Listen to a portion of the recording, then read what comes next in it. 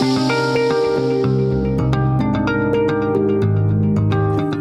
and welcome to A City That Works, a brand new podcast from the Finsbury Institute at City St George's, University of London, dedicated to finding real-world solutions to enable the City of London to thrive.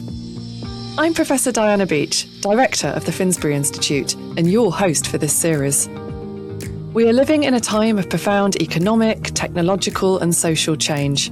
And at the Finsbury Institute, we're experiencing these changes right in the heart of the City of London. Our institute and this podcast exists to bring research, policy and practice together to ensure the City of London remains a globally competitive and socially and vibrant city in which to live, work, invest and trade. In this episode, we're discussing the challenges involved in sustaining a global city. Joining me are Michael Mainelli, Emeritus Professor of Commerce at Gresham College and a former Lord Mayor of the City of London. Cities are co-created by those who use them. And I think it would be a wonderful thing for London, where successful cosmopolitan people felt that London was always their second home. And Professor Sir Anthony Finkelstein, President of City St George's. A dynamic, open, welcoming, rich cultural life. Where would you want to live? So, let's get going and take a moment to define what each of us mean by the City of London. And I'm asking this because when I think of the City of London, I tend to think more broader than just the square mile. I think about, the central London business districts, our neighbouring boroughs, right out to Canary Wharf with its hub of business activity. But I appreciate that might be a little bit different to how you interpret the City of London. Michael? Well, my firm, Zien, researches commercial centres. We have three renowned indices on global financial centres, smart centres, and global green financial centres. We struggle to define cities. So if you look at London as London in the southeast, you comprise a quarter to a third of England. If you look at Greater London, you're looking at a metropolitan area of about 9 million within the M25. As you mentioned, there are 32 boroughs in that, plus the unusual entity of which I was pleased to be Lord Mayor, the City of London itself. You can go tighter on the City of London and you can look at the medieval walls. You could look at the formerly the Roman walls themselves. And then you get into the fact that the City of London is about 779 acres. We do count these things because we don't have many of them. And it's a definition that I've struggled to define. And I would say it's about networks. And those networks start in the City of London, which is unusual globally in that we have 676,000 workers descending on 1 square mile. There's no other point on the planet that intense. New York spreads about 350 to 400,000 people over 6 to 8 square miles. So it's a very intense area, and London is unusual in the intensity of that central network. That's fantastic. What about you, Anthony? What's the City of London to you? It's funny because the more I've got to know the city, the greater the diversity of different ways you can see it have actually become. So there's the City of London, Michael and his friends with the chains and the robes of office. There's the physical City of London with, as Michael said, its walls and its halls. There's the networks of professionals. There's the networks of companies. There's that broader city, definitely. What you might call the sort of city's dormitory suburbs in Clerkenwell and Shoreditch, where the creative industry, tech and trades have sort of migrated. It's really so many things. It's actually the traces of our financial centre globally. There's little bits of the city DNA in global financial centres. It's very many things. And perhaps its definition is in that flexibility and amorphous nature of it. You've both made me feel better about thinking about it in a broad sense. So I think we're quite united on that. Maybe we can move on then to think about what the defining characteristics are of a global city in 2026. Maybe Anthony, I'll come back to you. When Michael's term of Lord Mayor was there, one of his lines was about London and the city as a global coffee house. That resonated with me, and I think that the defining characteristic of a global city is that sort of that it's a place where people are coming together, where there's a dialogue and a discourse. I mean, one small aside is people may remember many years ago there were bombs on the tube. Suddenly, what you had was that a sort of a carriage full of Londoners died. These were people from all over the world with all the different life courses that had brought them there into that life. It really was a moment for me of understanding what a global city meant. It's full of Finkelsteins and Mainellis and Beeches. I always say that, I wasn't born in London, but that makes me every inch a Londoner for exactly that reason. And Michael, you are our American former Lord Mayor. American, Italian, Irish to boot. I think it's when you get down to it, if you look at this analytically from a kind of an institute academic perspective, you immediately move into network theory. I'm not going to try and cover network theory, but network theory is about connections. So a global city is a city where you feel connected to the globe. And the point that Anthony just made is exactly that, whether it's the surnames or the several hundred languages spoken in the city, whatever it is, you feel connected. You don't feel you're missing out. So your fear of missing out factor, your FOMO, is very, very low in a global city. When we analyze these things, we tend to look at probably two things. The first is that a global city is treated as the natural extension, the sister city of any other city. And I mean that in the sense that if you go globally and you look at the City of London as a great scientific engineering center, it's a great financial center, it's a great culture, media and art center, and you go to another city in those networks and they feel as if London is effectively next door. That's one way of looking at it. And the other way, which we frequently do, is you would go to that city even if you had no large-scale domestic business in that nation. So a good example, true example, a pharmaceutical company, Malaysian, French, and Brazilian. I was working on a deal as they were merging, and they were trying to think, where would they do the deal? Buenos Aires? Not really. Paris? I don't know. Kuala Lumpur? No, neither of them felt comfortable. They all descended on London. And they might have descended, to be fair, on Singapore or Hong Kong. But it was a city where there was no domestic, relationship to their deal, but they felt comfortable doing it in London. In a way, quite interestingly, a lot of people would say London competes with New York, and we do compete, and we also cooperate. But very few people would go to New York City to do a deal where there was no domestic American component, if you can see the difference there. And so I find London is just seen as a natural, well-connected extension. And because people go to cities to connect, again, one of my themes was, connect to prosper, using the many knowledge miles that flow through the square mile. So in 2026 then, do you think the City of London is still meeting that definition of a global city, or is it falling short in any aspects? Well, the city continues to meet it in our indices. London and New York pip with Hong Kong and Singapore. We run these things on a 1,000-point scale, and all four centers are 1 point apart, so anything could happen. But that's to look at it as in a pure rank order. There's a richness to cities, that one city's rise in science is not necessarily the other's fall. So I'm very comfortable that London meets that definition. However, there are always threats on the horizon. Probably the most interesting one to your viewers might be Brexit. Brexit's pretty much exactly 10 years ago now, and yet our workforce has grown from 525,000 to 676,000. That's a 150,000 increase. in that 10-year period. So the city is very healthy. London is pretty healthy. Was Brexit a good thing for the UK? That's for another podcast. But we've also grown the assets under management here in London to about 13% of global assets, which is a very big number because it means these are the free-flowing assets that we're controlling and directing around the world, which is our sort of capital flows. So I'm very comfortable.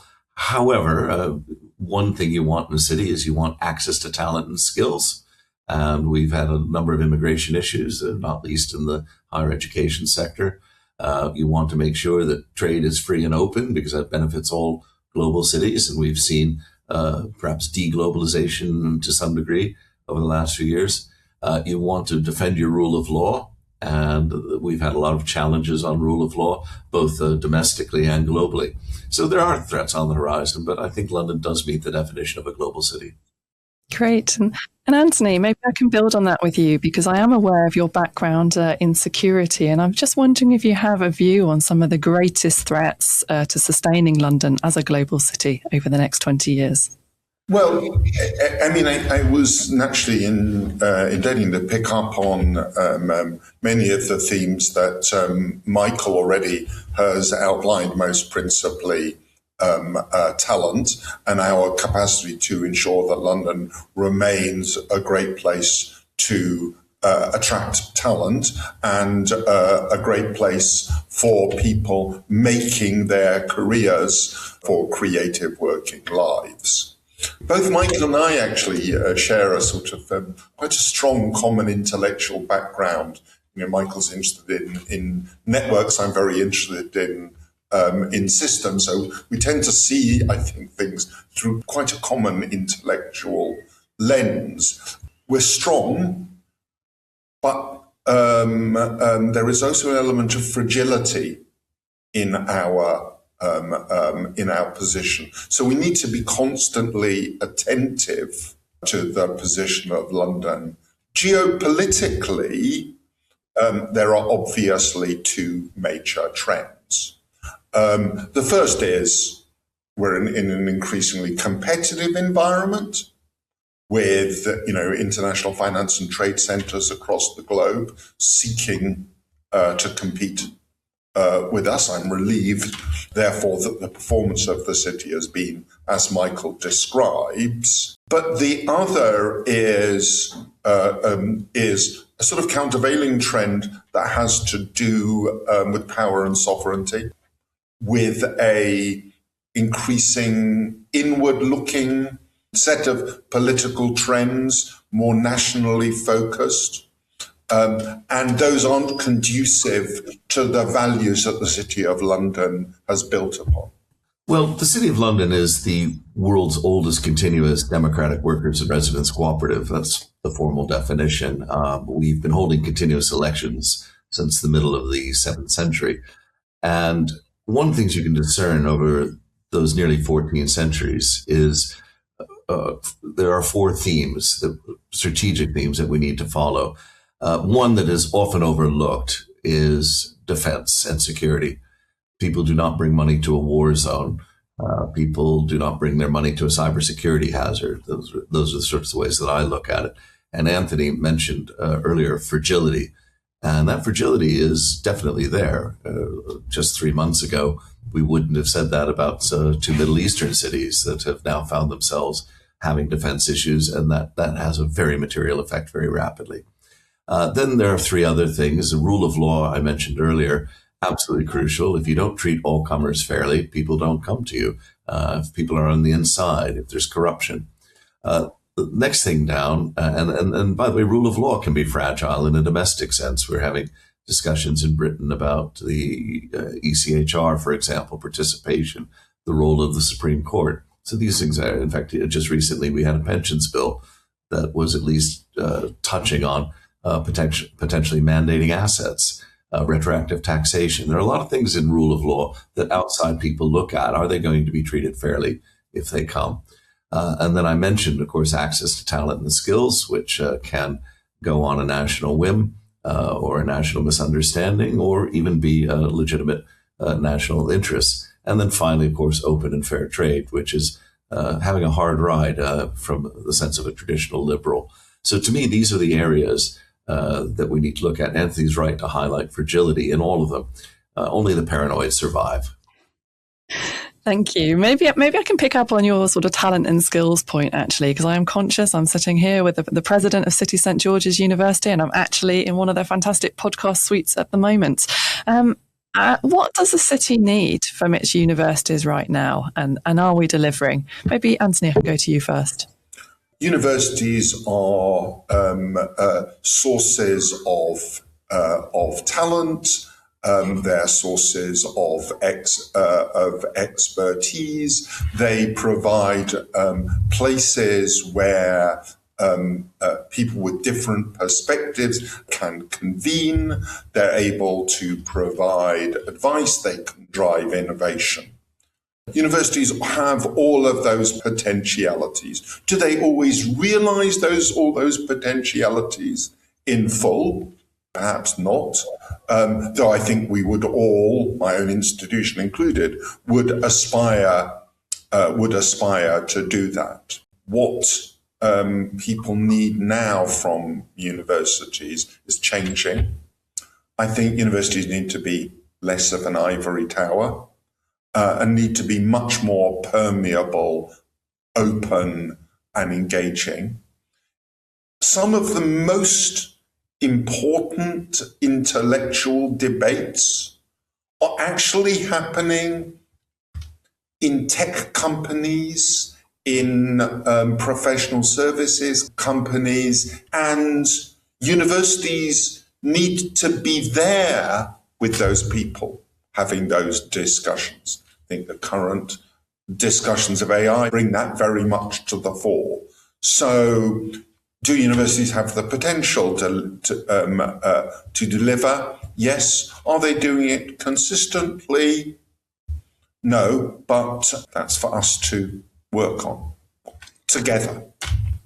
And Michael, I know you did quite a lot of that convening between business and universities when you were Lord Mayor and indeed Rector of City St George's University of London. And delighted to remain a visiting professor. In fact, I am connected with a variety of universities, both in the UK and elsewhere. You mentioned Gresham, City, of course, UCL, KCL, Birkbeck, Guildhall School of Music and Drama, Durham University, Northeast University. I've got quite a few affiliations and fellowships. That's not the point. I think the point we're facing, and universities have, to some degree, bumbled into this, is making their case to society.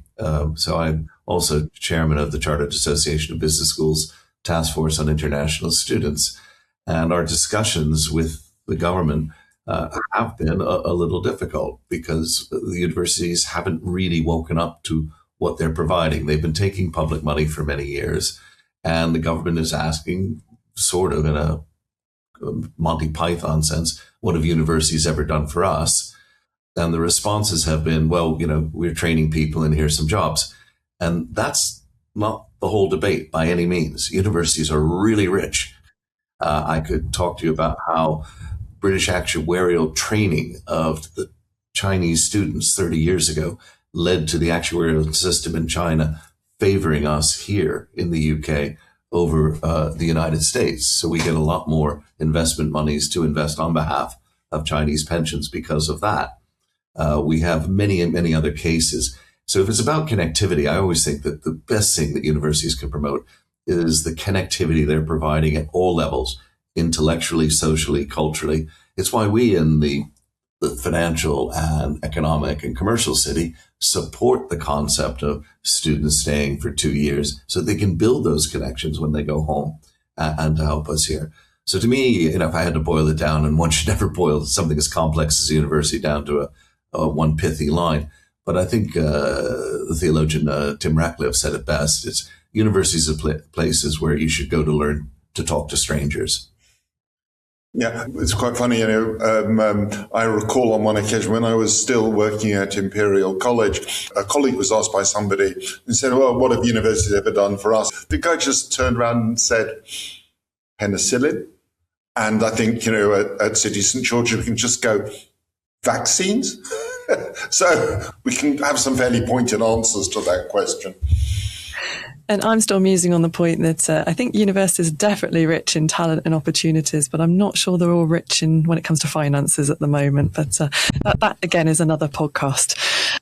Can I take us back, just thinking about the City of London then, and its role as a global city? If you were designing a global city from scratch today, what would you prioritise? Michael? Well, funnily enough, that's part of my day job. We advise a lot of cities, Busan, Tokyo, Seoul, Dubai. These are all clients of mine. But I might pick on one client is Vietnam. So Vietnam is trying to create an international financial center. And of course, City has been involved in part of that with the association with the British University of Vietnam. And in the course of that, the Vietnamese are constantly asking me, how do we build an IFC, as they call it, International Financial Center, between Da Nang and Ho Chi Minh City? And I return time and time again to the rule of law. Now, the rule of law is an interesting concept. The lawyers hear it and go, well, that just says that lawyers are the most important profession. And it's not about lawyers. It is partially about lawyers. The rule of law is a very wide concept of basically, as I said earlier, treating all comers fairly. And that goes into things like just the general culture. So the informal motto of the City of London is meum dictum pactum, my word is my bond. It's also the formal motto for the stock exchange, but it predates the stock exchange by many, many centuries. And this is the importance of a general all-round fair environment. You feel comfortable there, you're more likely to connect. You're more likely to be open in that coffee house and chatting to people if you feel that not everybody's out to get you.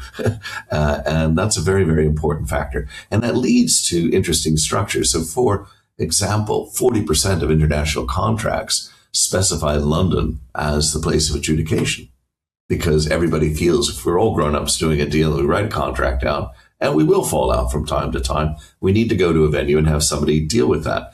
We have here in London, not just the courts, which are actually significantly a small proportion of this. The big area is arbitration, mediation, expert determination. These are where people come and feel comfortable. So rule of law is, to me, a very diffuse, rich, and interesting concept, and one that imbues the entire culture of the city and other successful cities. It's intriguing to note that one of the things Vietnam has done, has Oman, and as recently Korea has been discussing, but it's also done in Dubai, Abu Dhabi, and interestingly, Astana in Kazakhstan, has been to declare common law centers for commercial work. And this has led to, in my opinion, much of their success. And the two centers I feel we compete most with, which is Singapore and Hong Kong, are also common law centers. So common law is the binding element of grown-ups discussing commercial contracts and trusting the wider environment that the rule of law will reach a fair decision, a semi-predictable decision, a non-capricious decision. And that, to me, is probably the biggest thing. I think I'm going to have to do a future episode on the legal aspects of the city now. Thanks, Michael.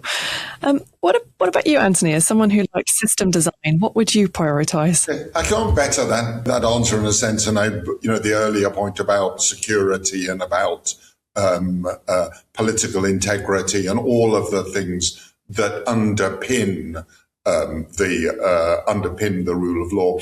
I have to say that I've spent more of my time thinking a little bit about what makes a great tech hub. And I was quite influenced by, I think, an American researcher. He said unequivocally, gay nightclubs. This is empirically, actually, a dynamic, open, welcoming, rich cultural life. Where would you want to live? Where would you want to work? In a city that has that character, has that cultural vibrancy, that's open to people regardless of character. If I was designing a global city from scratch, I'd invest in the dance, the art galleries, the hackers meeting above the pub. That's what makes a great global city. Yeah, that's fantastic. And I love your allusion to the cultural and creative industries. I always say, sorry, London, that my favourite city in the world is Berlin. I'm a Germanist by background, but it's got all of those things that you need. So maybe just to sort of wrap this up a little bit, we've shown a lot of love to the City of London today, but what global city do you most admire outside London and why? Yeah, well, for me, it's difficult to pick one. We track 140 cities, and I fall in love with a few of them, particularly the smaller ones that are really trying to pick their socks up. So I'm a sucker for the underdog. I would actually point to two, because the first one I'm going to point to has come a very long way, but most people couldn't even find it on a map, and that's Busan, a city of just over 3 million in Korea. And we've been working with it for 20 years. And Busan is a wonderful gem of a city and a wonderful gem of a client to work with. They listen to you, they argue with you, and if they agree with you, they do it. Whether it was English road signs for the first time, or setting up a maritime law center, or funding overseas students to come there for free on the basis they would learn Korean and think of Busan as their natural connection point in Asia. So, and it's actually a wonderfully beautiful city now, and I was there when it was not. So that's kind of my favorite, but most of the listeners won't know that one. And the one I would actually point to is probably Singapore. Singapore, tough, no city is perfect, but it has been a technocratically designed city. It is running at a percentage, I think governed as a percentage of GDP is 19% versus 44% here in the UK. So they're providing great infrastructure, great talent. Their university has now come up right into the very top league. They're topping out our Smart Centers Index. They're a very strong financial center. And if you know the tragic history of Singapore, they've come a very long way in half a century. And it's definitely warmer than Berlin in the winter. I'll give you that. Too warm. Not my climate. What about you, Anthony? I'm going to choose somewhere, I suppose it'll be controversial. I'm going to choose Tel Aviv. It's an extraordinary city, dynamic, culturally, highly diverse, incredibly creative in all sorts of ways. It has the impatience that that all truly great global cities have. Anybody who's been in the City of London at rush hour knows a bit about that. It has the buzz.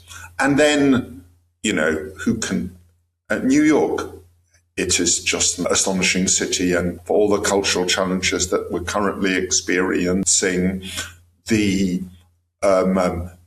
creative and capitalistic energy of America is always present. So, yes. I think we've covered the globe there between us. I want to go and pack my suitcase now. But before I do so, I've got one last question for you both, and I want to into the future. So think of 10 to 15 years' time and what success would look like for the City of London, and indeed what role institutions like City St George's should play in achieving that vision. Maybe, Michael, you can speak to that first. Yeah, it was an interesting question indeed, because it involves an element of prediction, but I think I'd like to return to what I kind of call fundamental factors. Successful cosmopolitan people like to live in successful cosmopolitan centers, and that almost kind of defines the sort of thing that you want. We do face a lot of changes. We in the city spend a lot of time on the built environment. I've always said you got to create wealth. You think I got to spend it on the built and urban environment and also on the business environment, and then you need to spread that prosperity. And in London, we're good at it, but we can always improve all three of those. But where I get to is that I go back to Jane Jacobs, that great journalist in the 70s who really began the first time pointing out the economic importance of cities, when far too often people analyze at a nation state level, which is in cases like Singapore, sort of the same thing. In cases like London, very confusing because of the centralization of Britain. In federal countries like Germany, Australia, Canada, or America, a very different thing at all. Jane said that cities are co-created by those who use them. And I think it would be a wonderful thing for London, where successful cosmopolitan people felt that London was always their second home. This was the place that they went. This was the place that maybe they spent a week or two every year, just to build those connections. And because of that, because it was their second home, everyone around the globe had felt they had helped co-create just that tiny little bit of London. Thank you.